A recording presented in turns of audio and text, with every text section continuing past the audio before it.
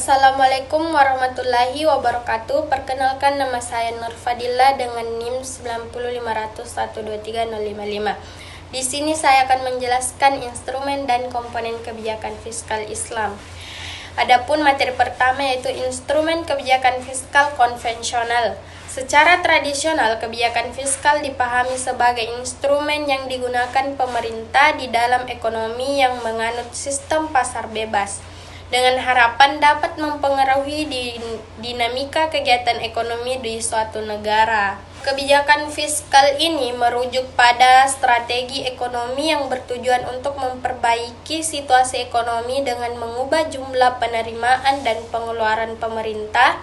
Ini juga merupakan langkah-langkah yang diambil oleh pemerintah terkait anggaran negara dengan tujuan untuk mempengaruhi perkembangan ekonomi. Nah, materi yang kedua yaitu instrumen kebijakan fiskal Islami. Instrumen kebijakan fiskal adalah penerimaan dan pengeluaran pemerintah yang terkait erat dengan pajak. Selama masa kenabian hingga masa khalifah, umat Islam telah memiliki pengalaman signifikan dalam menerapkan berbagai instrumen sebagai bagian dari kebijakan fiskal yang dikelola oleh lembaga Baitul Mal. Ekonomi Islam memiliki puncak kejayaan di zaman pertengahan.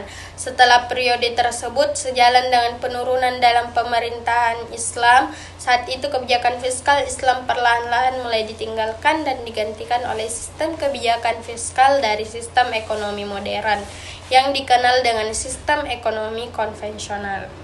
Secara sederhana, menurut APBN, negara Indonesia terdiri dari pendapatan negara dan bantuan terdiri dari penerimaan domestik, yaitu penerimaan pajak yang meliputi pajak penghasilan dari sektor migas dan non-migas.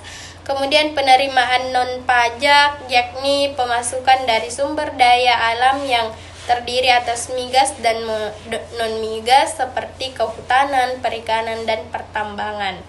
Kemudian bagian laba dari BUMN, PNBP lainnya, serta pendapatan BLU. Selanjutnya yaitu komponen kebijakan fiskal Islami. Dalam Islam, pengelolaan fiskal menjadi tanggung jawab negara serta hak rakyat, sehingga hal ini bukan hanya sekadar kebutuhan untuk memperbaiki ekonomi atau meningkatkan kesejahteraan masyarakat, melainkan lebih kepada terciptanya sistem distribusi ekonomi yang adil. Meskipun struktur anggaran pendapatan negara adalah Islam, hampir serupa dengan sistem ekonomi konvensional, baik klasik maupun non-klasik. Mungkin itu saja sedikit materi dari saya, lebih dan kurangnya mohon dimaafkan. Assalamualaikum warahmatullahi wabarakatuh.